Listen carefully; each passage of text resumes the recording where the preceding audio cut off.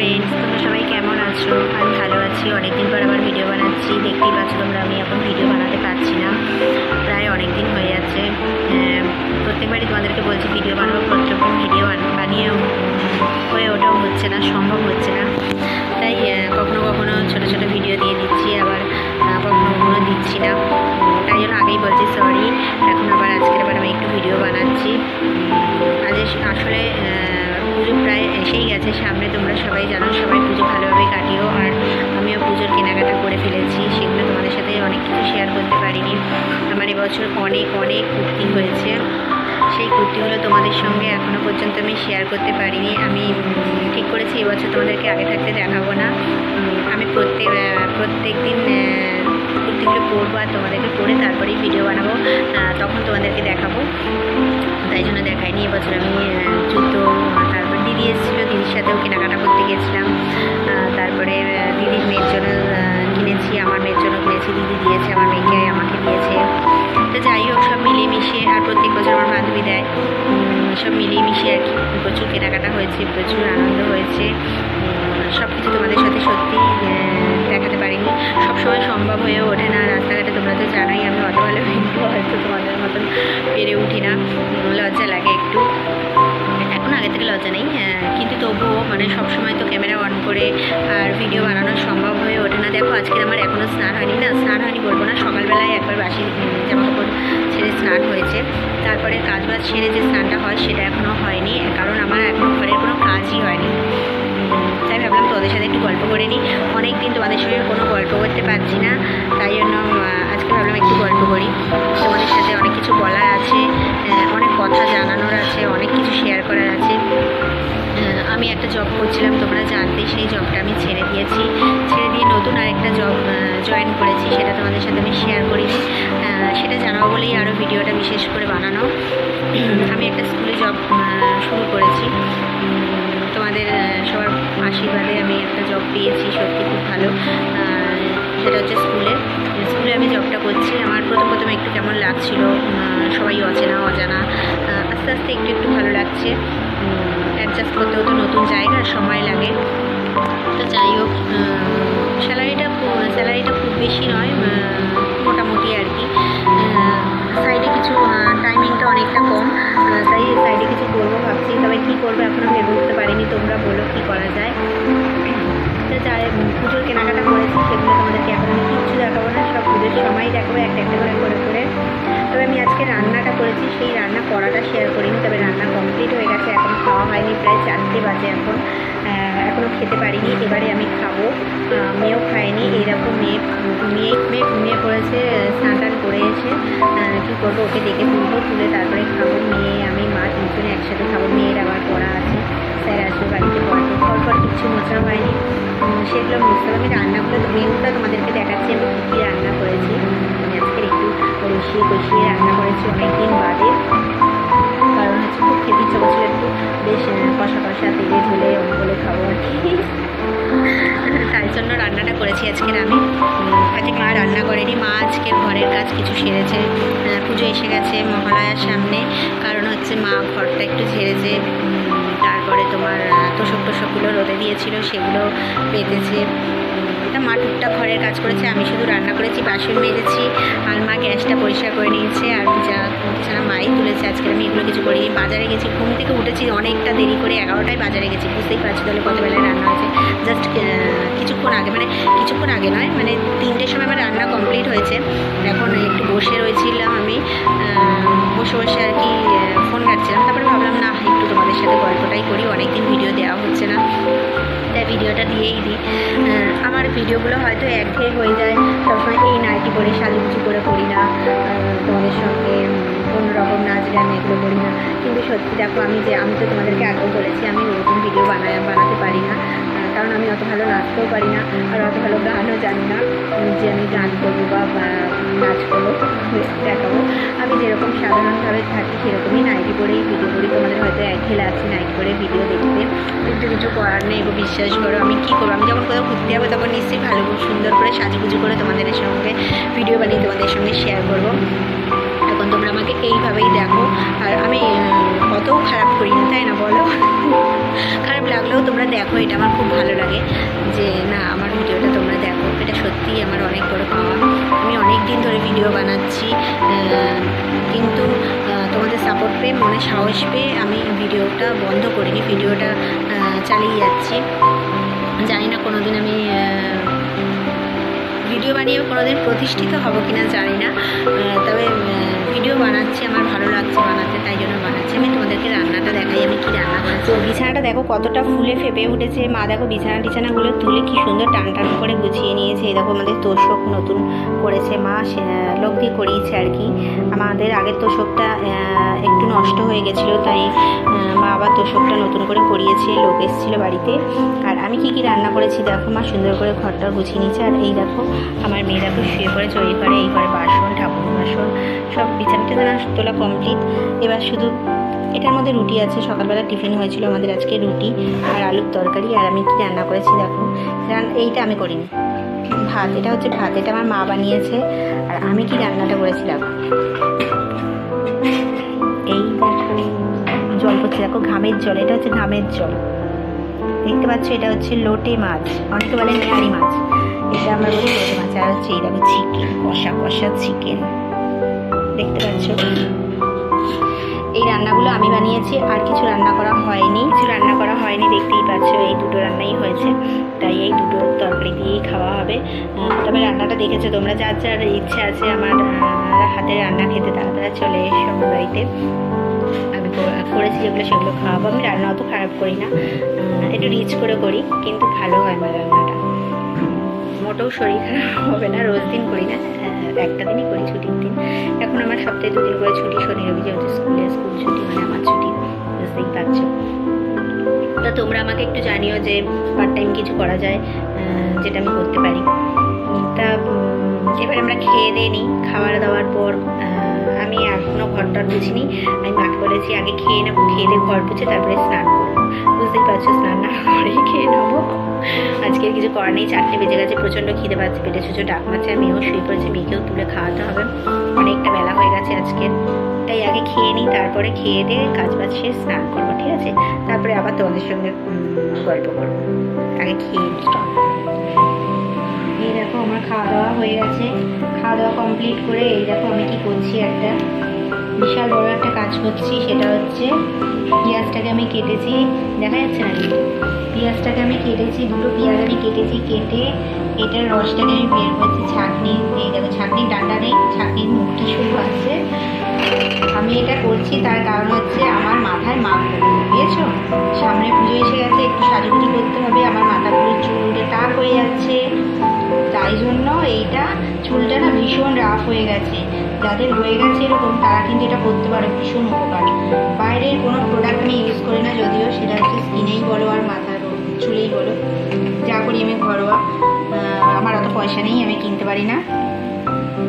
তাই জন্য আমি এই পেঁয়াজের রসটা ভীষণ উপকার সবাই বলে, তাই আমি পেঁয়াজের রস বানিয়ে মাথায় মাখবো, তেল দেবো, তেলের সাথে মাখবো, মেখে এবারে চুলটাকে শুকিয়ে শ্যাম্পু করবো। আজ স্নান করতে করতে বুঝতেই পারছো সন্ধ্যা হয়ে যাবে, কিন্তু কিছু করার নেই, করতে হবে। কারণ হচ্ছে আমার মাথার চুল নেই, ওটা একটা ঝাঁটায় পরিণত হয়ে গেছে।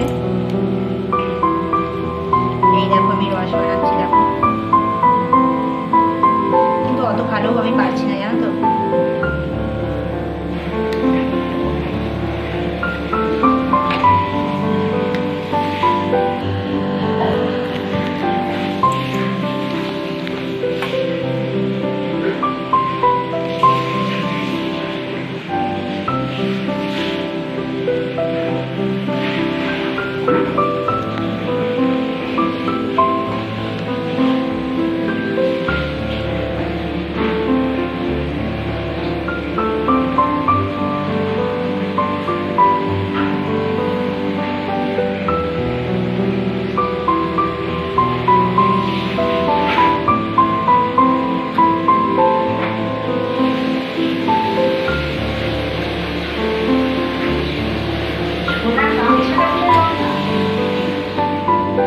দেখ তো তোর গামছাটা কোথায়,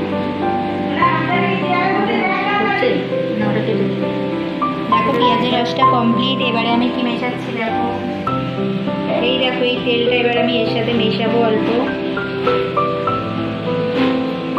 বেশি দিইনি, অল্পই দিয়েছি, এই যে এই তেলটা। এবারে মাথায় মিক্সড করে এটাকে আমি মাখবো, হাতের সাথে গুলবো, হাত দিয়েই মিক্সড করে নেবো, করে আমি মাখবো। এখন বাইরে চলে এসেছি, এখন আমি ছাদে চলে এসেছি। ছাদে এসে এবার দাঁড়িয়ে দাঁড়িয়ে মাখছি মাথায়। এই দেখো মাথায় মাখছি আমি এখন।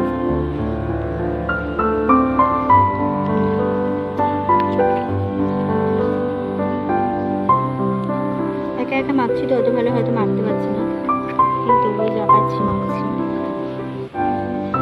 এই দেখো মাথায় মেখে নিয়েছি, দেখতেই পাচ্ছ তোমরা। এই দেখো মাথায় মেখে ক্লিপ দিয়ে আটকে নিয়েছি। আর কি আমার মেয়ে ফোনটা ধরে আছে, আমি ধরতে পারছি না, তাই ভিডিওটা কেমন হচ্ছে বুঝতে পারছি না। আমি ছাদে আছি, এবার আমি ঘরে যাচ্ছি, ঘরটা পুছে দিই, পুছে তারপর স্নান করবো।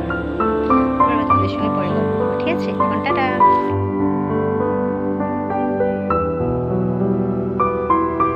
দেখো আমি স্নান করে চলে এসেছি, এখন প্রায় 7টা বেজে গেছে। আমি সবে স্নান করে এসেছি, এবারে একটু বসবো ফ্যানের তলে, গরম হচ্ছে। দেখো স্নান করে এসেছি ঠিক কথা, কিন্তু পুরো ঘেমে যাচ্ছি আমি। কত সন্ধ্যেবেলায় আমি আজকে স্নান করলাম, কি করবো, কিছু করার নেই। তোমাদেরকে তো আমি বললামই যে আজকে আমি সব কিছু করেছি, দেরি করে উঠেছিও, দেরি করে বাজারে গেছি, দেরি করে সব কিছু দেরি হয়ে গেছে। ওই জন্য আমার স্নানেরও দেরি হয়ে গেছে, আর একটুখানি মাথায় একটু মাখছিলাম বলে আরও দেরি হয়ে গেছে। পুজো এসে গেছে তো একটু রূপচর্চাও করতে হবে। ঠিক আছে, এটা দেখানোর জন্য তোমাদেরকে এই দেখো মাথায় গান করে দিচ্ছি। ঝুল একটুখানি, ফুলুরিটা একটুখানি, আর খোপাটা দেখেছো কত বড়। এখন স্যার চলে আসবে মেয়েকে পড়াতে। এই দেখো মেয়ে, দেখো মেয়ে নেই, মেয়ের বইপত্র এখানে। আর মেয়ে দেখো, মেয়েকে দেখাচ্ছি মেয়ে কোথায়।